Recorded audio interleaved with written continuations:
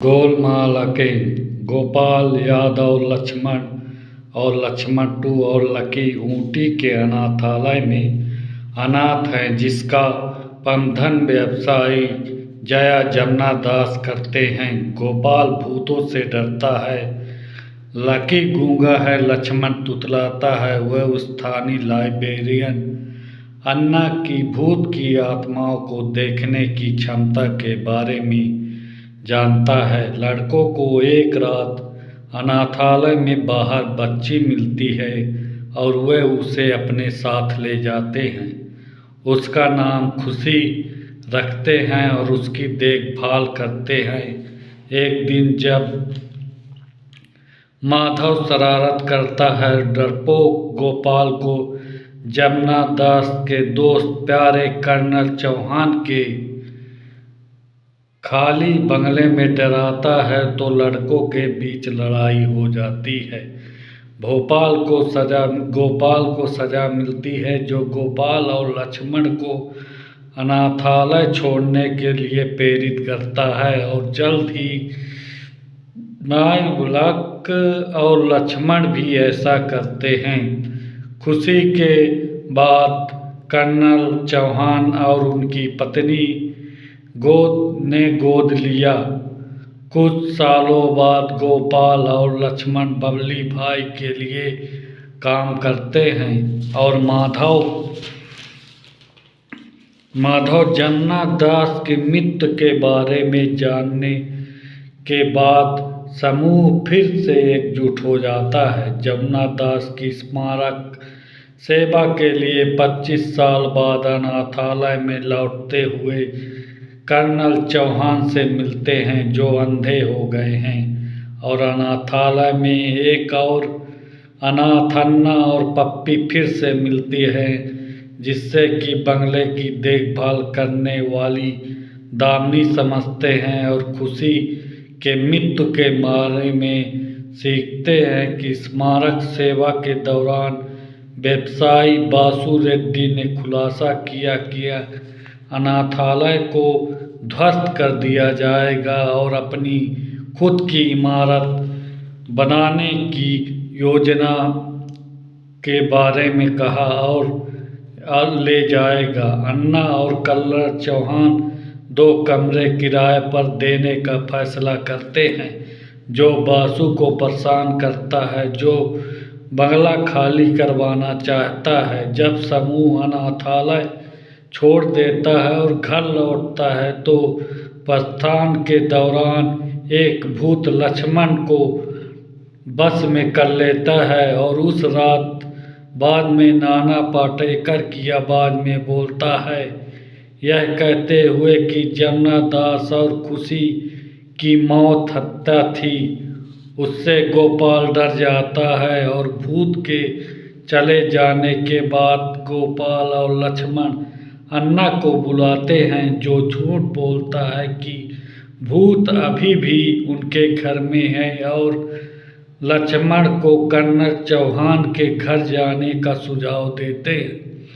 बाद में भूत माधव को अपने बस में कर लेता है और वसूली को उसे लक्ष्मण 2 और लकी को कर्नल चौहान के बंगले से गोपाल और लक्ष्मण बासु के लिए बेदखल करने का काम सौंपने के लिए प्रेरित करता है, जिसमें 3 अप्रत्यक्ष रूप से ऊटी वापस आ जाते हैं। ऊटी पहुंचने पर समूह गुस्से में एक दूसरे से लड़ने लगते हैं और माधव बाकी और लक्ष्मण 2 गोपाल को डराकर घर से बाहर निकलवाने के लिए कहते हैं, लेकिन गोपाल उसी भूत के कब्जे में आ जाता है और लकी और लक्ष्मण को बुरी तरह पीटते हैं। बाद में माधव और लकी लक्ष्मण 2 को घर जलाने का काम सौंपता है, लेकिन लकी भूत के कब्जे में आ जाता है और नाना पाटेकर के आवाज़ में बात करना शुरू कर देता है, जिससे समूह डर जाता है।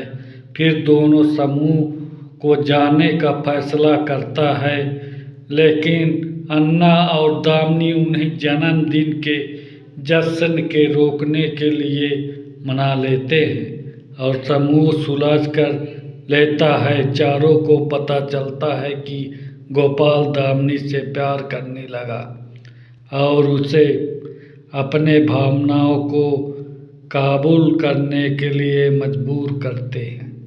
जब दामिनी और गोपाल बाहर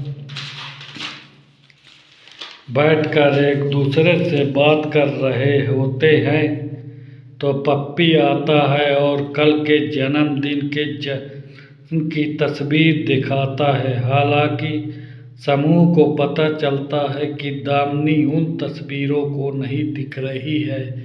यह पता चलता है कि जिस लड़की को वो दामिनी समझ रहे हैं वह वास्तव में कोई और है, जो भूत है जो उन्हें परेशान कर रहा है, जबकि असली दामिनी पप्पी की प्रेमिका है। भूत द्वारा खुद कबूल किए जाने के बाद वहाँ जाते हैं और पप्पी बबली भाई वसूली भाई के साथ घर से भागने की कोशिश करता है। अन्ना आकर उन्हें रोकता है और उन्हें समझाता है कि भूत कोई और नहीं बल्कि खुशी है। खुशी के द्वारा सुनाए गए एक फ्लैशबैक कहानी बताते हैं कि उसकी प्रेमी निखिल खुराना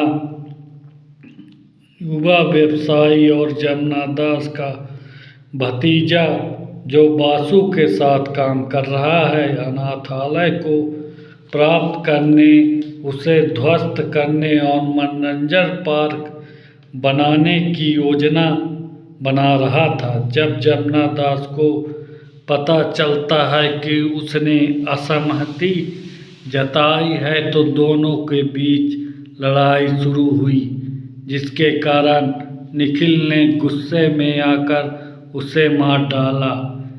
उसका सामना करने और पुलिस के पास जाने की धमकी पर निखिल ने गला घोंटकर हत्या कर दी। बासु और उसके गुर्गों की मदद से वह झूठ बोलने में कामयाब रहा, क्योंकि हत्याएं दुर्घटनाएं थी। हालांकि खुशी के आग मदद के लिए अन्ना के पास आई, जो हैरान था कि लड़के खुशी को देख सकते हैं और आखिरकार उन्हें खुशी के लिए न्याय दिलाने और अन्ना का बचाने में मदद के लिए घर में ले आए। वर्तमान में वापस आते हुए गोपाल बासु द्वारा भेजे गए गुंडों की पिटाई करता है, जबकि बाकी लड़के को इस मामले से दूर रहना चाहता है।